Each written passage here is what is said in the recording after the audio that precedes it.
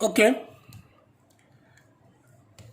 આગળ વાત કરીએ તો લાસ્ટ આપણે વાત એવી કરી કે જેકોબ અને મોનાર્ડે ઈ કોલાઈ અને સાલ્મોનેલા બેક્ટેરિયા પર જનીન અભિવ્યક્તિના નિયંત્રણનો અભ્યાસ કર્યો. એમના મત અનુસાર કોઈપણ જનીન અભિવ્યક્તિ કોઈપણ જનીન અભિવ્યક્તિનું નિયંત્રણ અહીંયા જે ડિસ્કશન થાય છે એ બેક્ટેરિયામાં થાય છે. એ કંઈક આ રીતે થાય કે જનીન એક લાંબો અણુ હોય,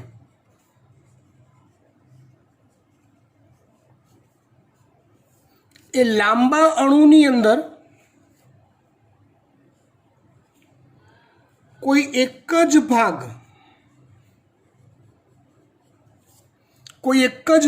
એવો હોય કે જેનું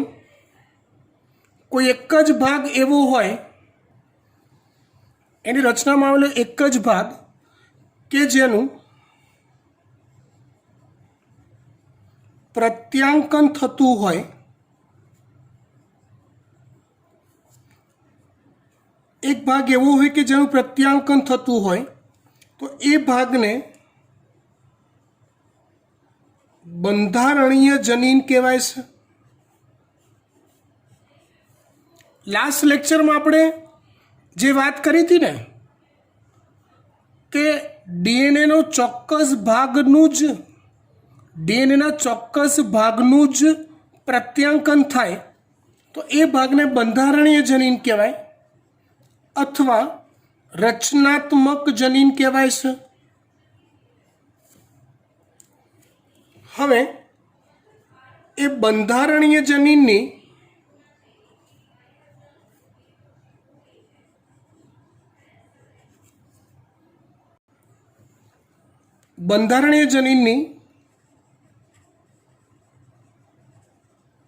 અભિવ્યક્તિનું નિયંત્રણ કરતા અન્ય જનીનો તેની આગળના ભાગે ગોઠવાયેલા હોય છે.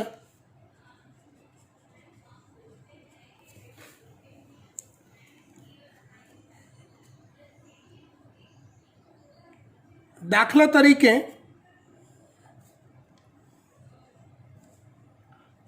આ જનીનનો એવો ભાગ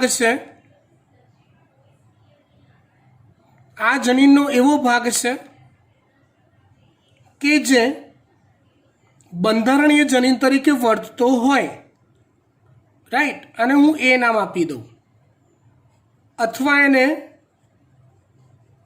બંધારણીય જનીન કહી દઉં તો એની અભિવ્યક્તિનું નિયંત્રણ કરતા જનીનો ક્રમશઃ, વાત બરાબર ધ્યાનથી સમજજો, એક ઓ,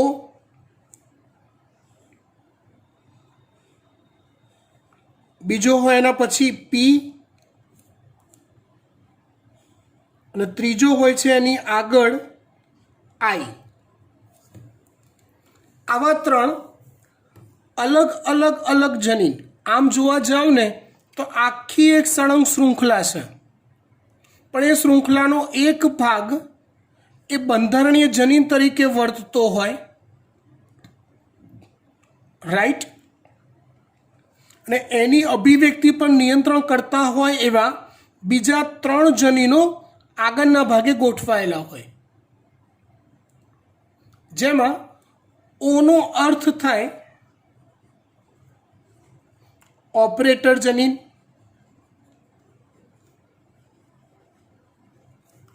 ઓનો અર્થ થાય ઓપરેટર જનીન,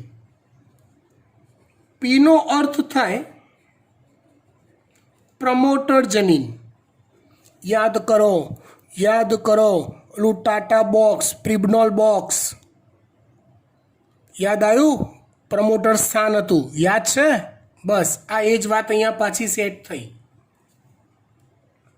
અને આઈ જનીન જે છે એનું નામ છે નિગ્રાહક જનીન, અથવા એને નિયામકી જનીન પણ કહેવાય છે.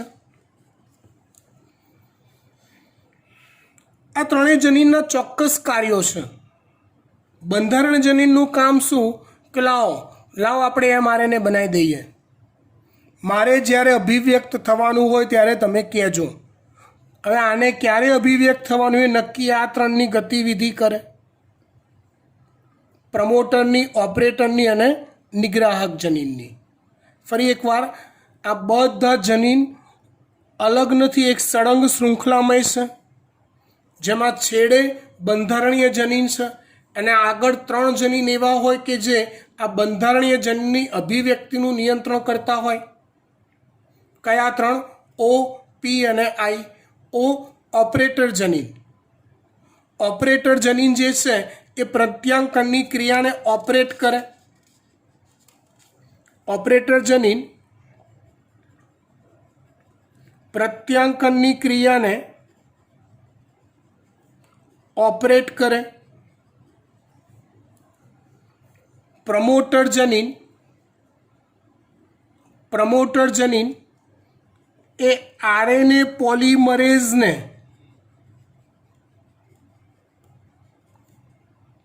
સ્થાન પૂરું પાડે. સાદી ભાષામાં કહીએ તો એમઆરએનએના નિર્માણને પ્રમોટ કરે. નિગ્રાહક જનીન એ નિગ્રાહક પ્રોટીન ઉત્પન્ન કરે.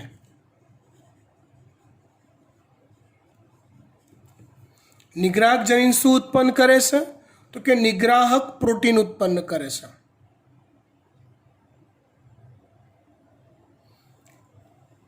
આ આઈ જનીન છે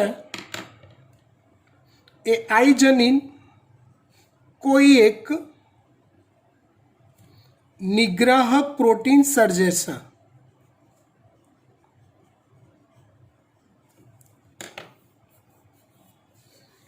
હવે આ નિગ્રાહક પ્રોટીન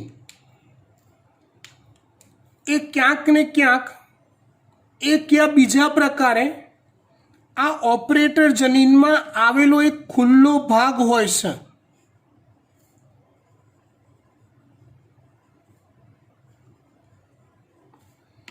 એની સાથે સંબંધ ધરાવતો હોય છે.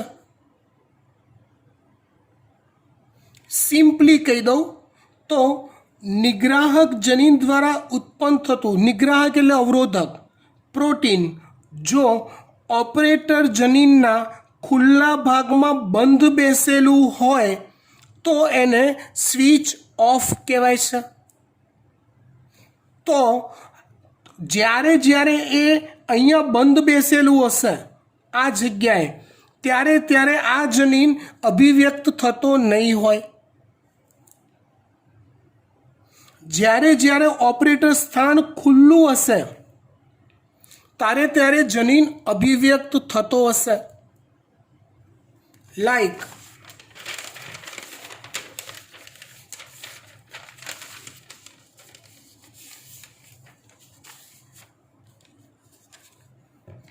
કંઈક આવું વિચારો.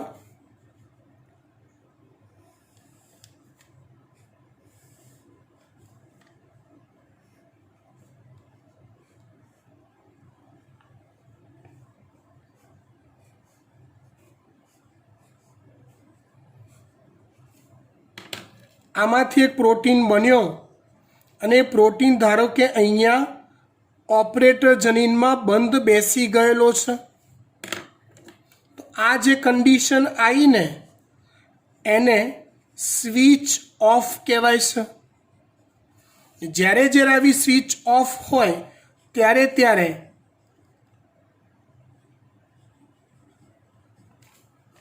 બંધારણીય જનીન અથવા રચનાત્મક જનીન પોતાની અભિવ્યક્તિ વ્યક્ત કરી શકતા નથી અને જ્યારે જ્યારે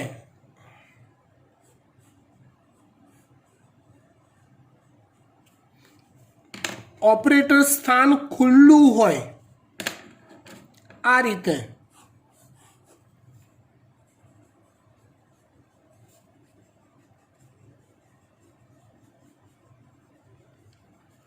ત્યારે ત્યારે બંધારણીય જનીન અભિવ્યક્તિ વ્યક્ત કરે છે. ઇન શોર્ટ, આ સિચ્યુએશનને સ્વિચ ઓન કહેવાય છે. ચોપડીમાં આપેલા ઉદાહરણ સમજીએ એ પહેલાં મનુષ્યમાં ખાલી આપણે ધારીએ છીએ કેમ કે એક્ઝેક્ટલી હમણાં ચોખવટ કરી આપણે જટિલ પ્રાણી છે, આપણામાં જનીન અભિવ્યક્તિનું નિયમન આટલું સરળ હોતું નથી. આપણે જટિલ પ્રાણી છીએ, છતાં બી જો હું આ જ વાતને મારા શરીરમાં ટેસ્ટોસ્ટેરોનના નિર્માણ સાથે હું સરખાવું તો તમે હમણાં ફટ દઈને કહેશો તો કે સાહેબ શરૂઆતમાં તમારા શરીરમાં જન્મથી જ ટેસ્ટોસ્ટેરોનના નિર્માણ માટેના જવાબદાર જનીન હશે જ, પણ જન્મ થયું ત્યાર પછી એ સ્વિચ ઓફ હશે,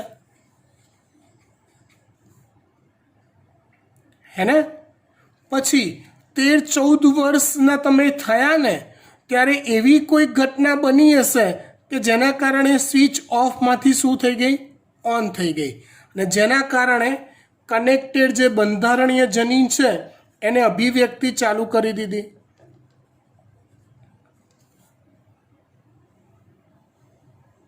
સેમ વે ગ્રોથ હોર્મોનના કિસ્સામાં જન્મ પછી સ્વિચ ઓન હશે, 16-17 વર્ષ પછી એવી કોઈ ઘટના બની કે સ્વિચ ઓફ થઈ ગઈ.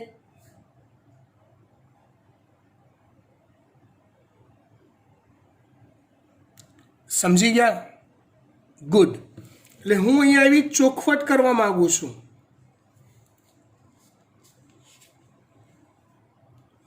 સામાન્યતઃ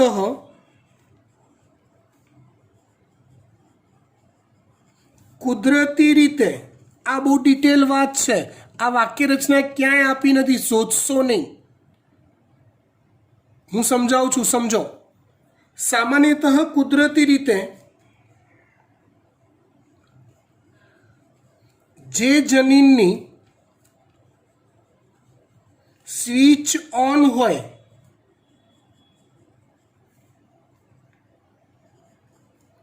તે જનીન કોઈ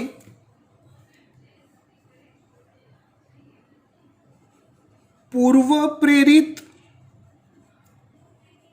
ઘટના કે પદાર્થ ની અસર હેઠળ સ્વિચ ઓફ થાય છે. એનાથી ઊંધું કહું કે સામાન્યતઃ કુદરતી રીતે જે જનીનની સ્વિચ ઓફ હોય તે જનીનની સ્વિચ પૂર્વ પ્રેરક ઘટના કે પદાર્થની અસરથી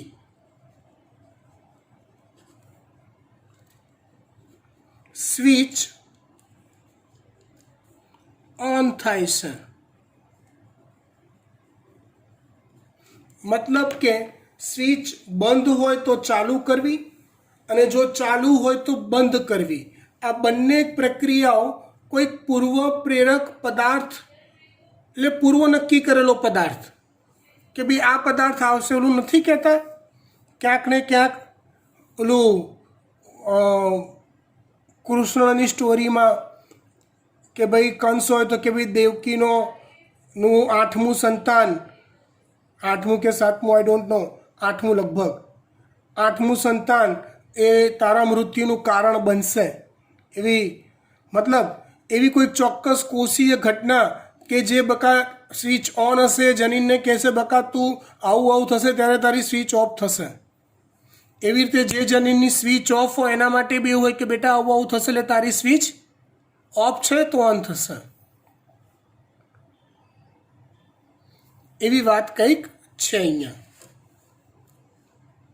આટલી વાતમાં જો બેઝિક ખબર પડી ગઈ તો આપણે આગળ વધીએ.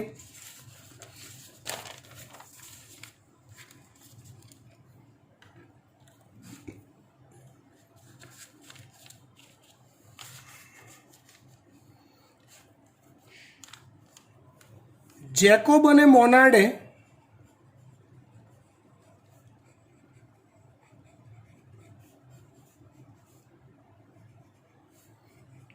ઈ કોલાઈ પર કરેલો જે પ્રયોગ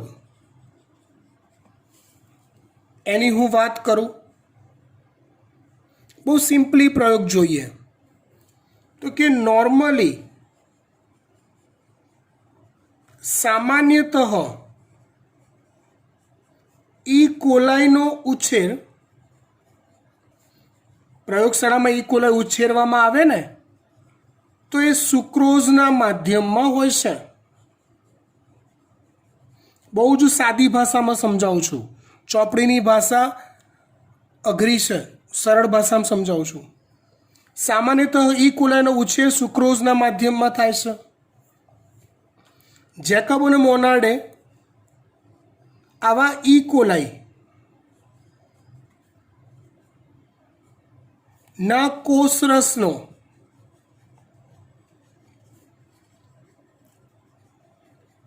અભ્યાસ કર્યો. અભ્યાસ કરતા એમને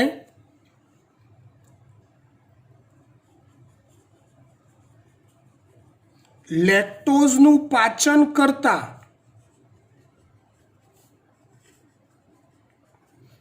ઉત્સેચકો કયા તો કે છે બીટા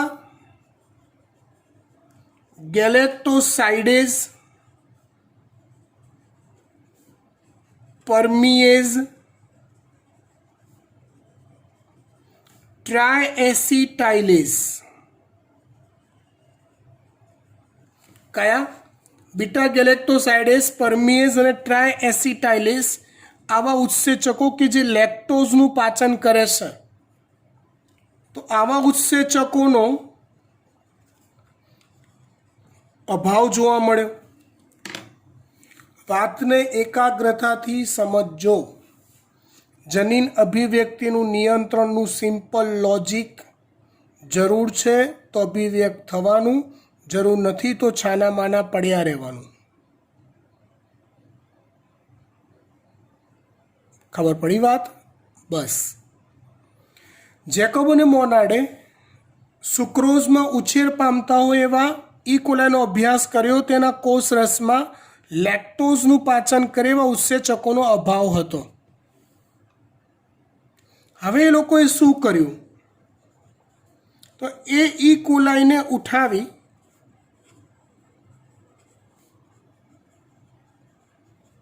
લેક્ટોઝના માધ્યમમાં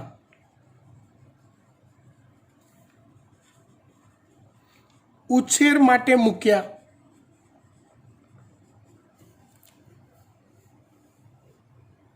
એ ઈ કોલાઈને ઉઠાઈ લેક્ટોઝના માધ્યમમાં ઉછેર માટે મૂક્યા. તો થોડીક વાર પછી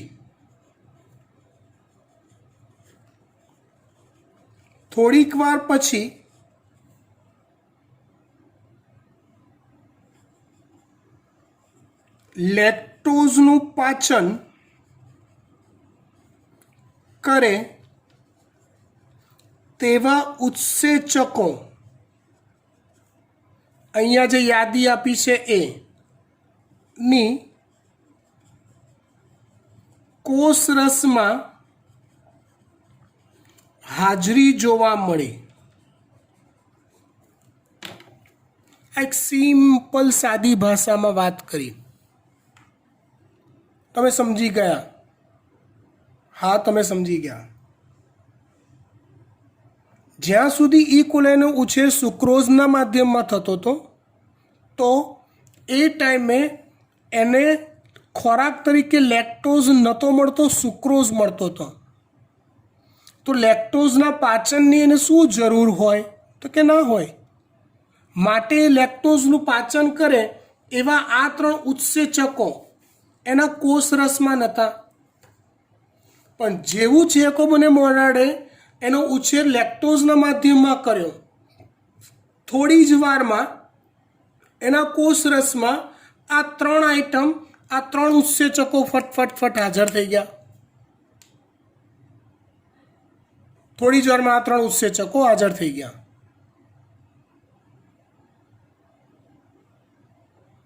મતલબ લેક્ટોઝનું પાચન કરવાની જરૂર પડી. હા, તો એના પાચન કરતા ઉત્સેચકોનું નિર્માણ કરતા જનીનો એક્ટિવ થયા. એ જનીનોની સ્વિચ ઓન થઈ ગઈ કે જે આ ત્રણ ઉત્સેચકોનું નિર્માણ કરતા હતા. વિચારો તો, ફરી પાછું જો એને લેક્ટોઝના માધ્યમમાંથી ઉઠાઈને સુક્રોઝના માધ્યમમાં મૂકશે તો શું થશે? હા, સ્વિચ ઓફ થઈ જશે આ 3નું નિર્માણ કરતા જનીનોની. Right, fine. હવે આને આપણે રેખાંકિત સ્વરૂપ આપીએ.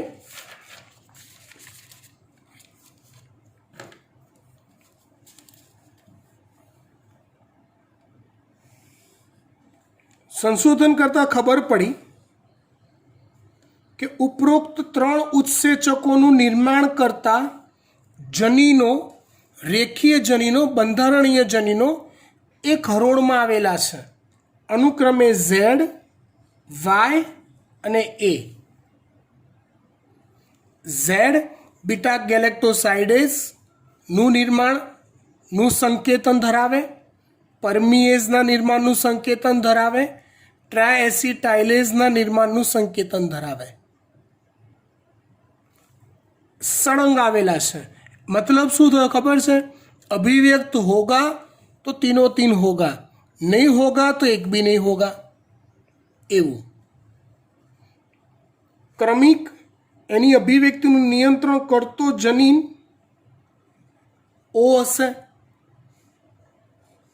પી પ્રમોટર હશે,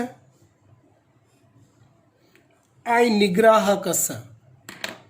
અહીંયા વાત એવી થશે કે એ આઈ જનીન દ્વારા જે નિગ્રાહક પ્રોટીન હશે ને, એ પ્રોટીન ઓપરેટર સ્થાનમાં બંધ બેસી જાય તેવું હશે.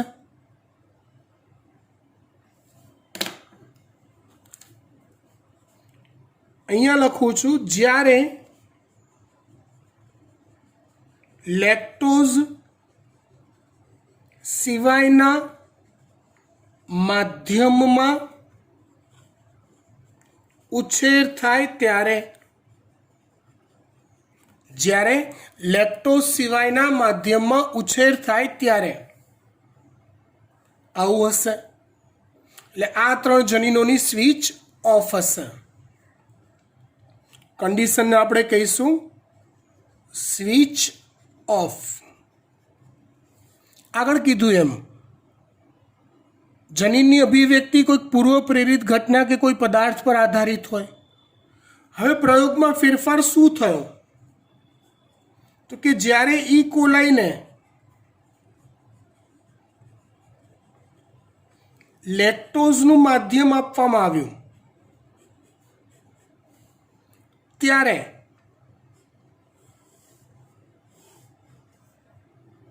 એક મિનિટ હો,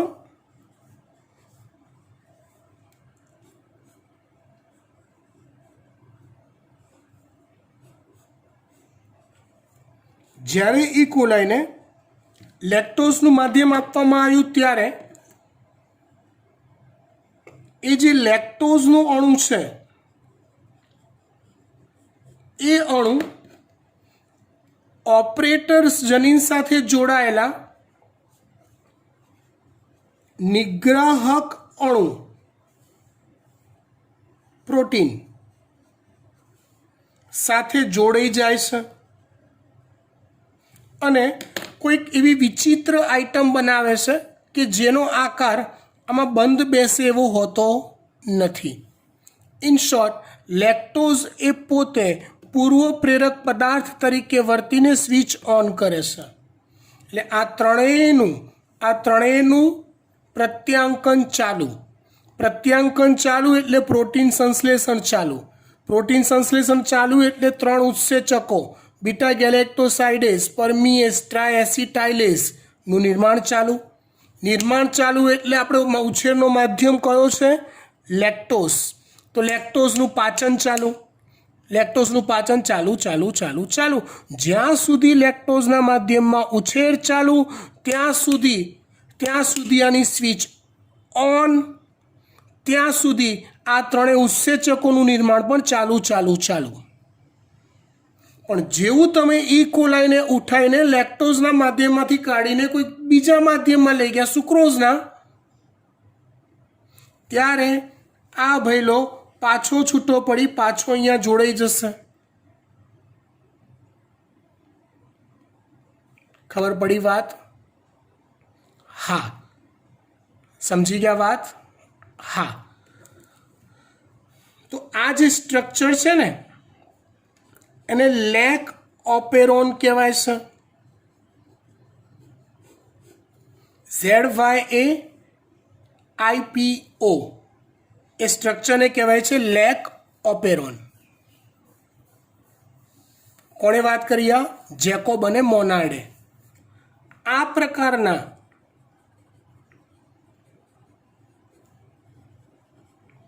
જનીન અભિવ્યક્તિના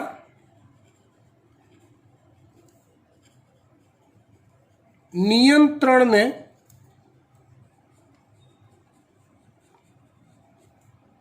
હકારાત્મક નિયંત્રણ કહેવાય છે.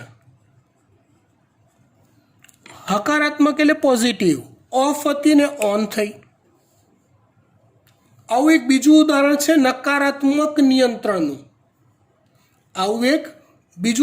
નકારાત્મક નિયંત્રણનું, સાલ્મોનેલાનું. આ એક વાત ફરી એકવાર રિપીટ વિડીયો જોઈ લો, પછી આપણે સાલ્મોનેલાની વાત કરીએ.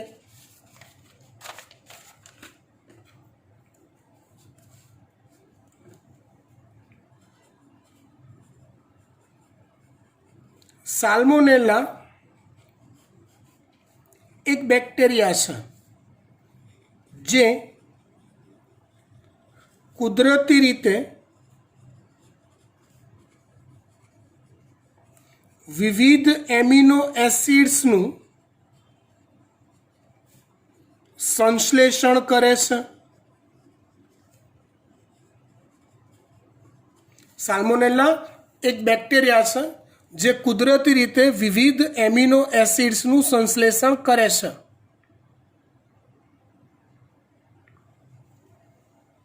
ઘણા બધા એમિનો એસિડ પૈકી એક એમિનો એસિડ છે ટ્રિપ્ટોફેન. ઇન શોર્ટ, એની પાસે, આનો અર્થ સાલ્મોનેલા પાસે ચોક્કસ જનીન હશે જે ઉત્સેચકોનું નિર્માણ કરતો હશે કે જે ઉત્સેચકો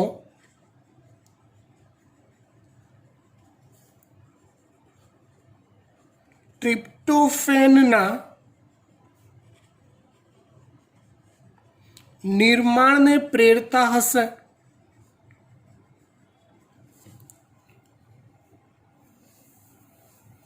તમે બજારમાંથી ગમે ત્યાંથી કોઈ સાલ્મોનેલા બેક્ટેરિયા ઉઠાવો તો એના કોષ રસમાં ટ્રિપ્ટોફેનનું હાજરી હશે જ. મતલબ એ પોતે નેચરલી ટ્રિપ્ટોફેન એમિનો એસિડનું સંશ્લેષણ કરે છે. કોણ? સાલ્મોનેલા.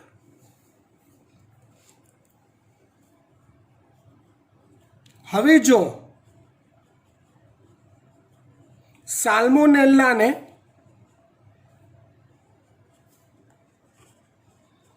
ઉછેર માધ્યમમાં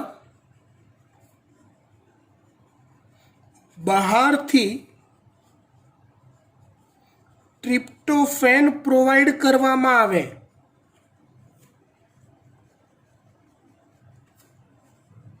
કે આપવામાં આવે સંવર્ધન માધ્યમમાં, તો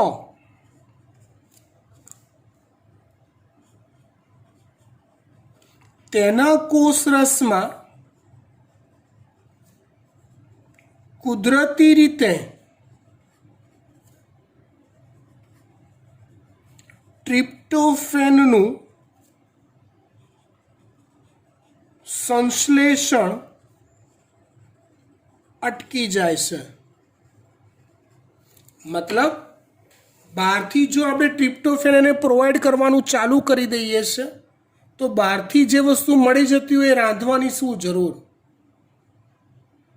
મમ્મી રોટલી શાક દાળ ભાત બનાવે, બાજુવાળા પડોશીને ત્યાં મસ્ત પંજાબી સબ્જી બનાવી હતી, ચીઝ પનીર બટર મસાલા. વિચારો વિચારો, મજા આવે. વિચારોમાં શું જાય, અત્યારે કોઈ ખાવા નહીં લઈ જાય બહાર, વિચારોમાં તો મજા આવશે. પડોશીને ત્યાં ચીઝ પનીર બટર મસાલા બનાવ્યું હતું અને વાટકી વ્યવહાર સારો, તે પડોશી ખાસું એવું શાક આપણા ઘરે આપી ગયા તો ઓબ્વિયસલી મમ્મી શું કરશે, શાક બનાવવાનું ટાળશે. Same tryptophan salmonella naturally tryptophan બનાવે છે, પણ બહારથી જો એને આપવાનું ચાલુ કર્યું તો ટ્રિપ્ટોફેનનું પ્રોડક્શન અટકાવી દીધું. સમજી ગયા વાત? અહીંયા હું આ જ વાતને ફરીવાર રિપીટ કરું. આ એક ચોક્કસ બંધારણીય જનીન આર કહી દો,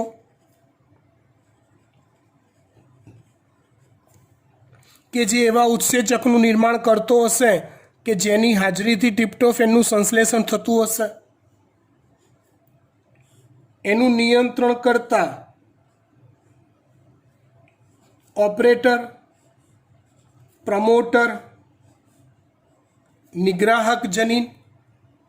સાલ્મોનેલાના કિસ્સામાં મસ્ત વાત એ છે. શું વાત છે? તો કે એ વાત છે કે નિગ્રાહક પ્રોટીન દ્વારા જનીન દ્વારા ઉત્પન્ન થતું જે પ્રોટીન છે ને એનો આકાર ઓપરેટર જનીનના ખુલ્લા ભાગમાં બંધ બેસે એવો હોતો નથી. આમાં બંધ બેસે એવો આકાર હોતો નથી, જોઈ લો. માટે કુદરતી રીતે એની સ્વિચ ઓન રહેશે.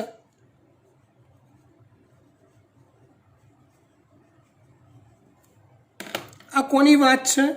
તો કે સામાન્ય સ્થિતિમાં જેના કારણે ટ્રિપ્ટોફેનનું સંશ્લેષણ થાય એવા ઉત્સેચકો આરના પ્રત્યાંકનથી નિર્માણ પામતા હશે. પણ અહીંયા કન્ડિશન બદલાઈ કે જો તમે બહારથી ટ્રિપ્ટોફેન આપો છો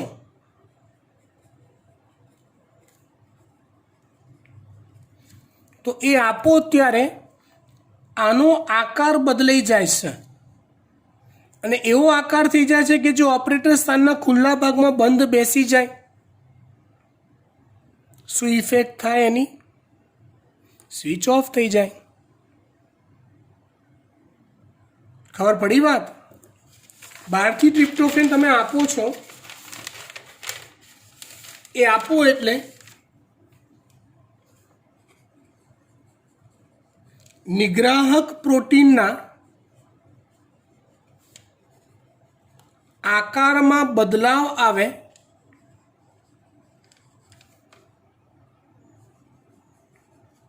અને એ આકાર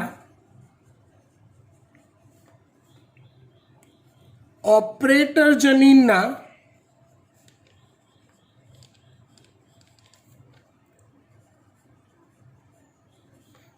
ખુલ્લા ભાગમાં બંધ બેસે એવો થાય, મતલબ કે સ્વિચ ઓફ થઈ જાય. આવું જે નિયંત્રણ હોય એને જનીન અભિવ્યક્તિનું નકારાત્મક નિયંત્રણ કહેવાય.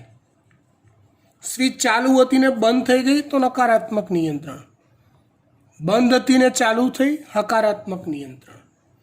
આને ટ્રિપ્ટોફેન ઓપેરોન પણ કહેવાય છે.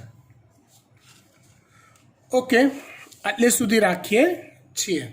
Thank you, by.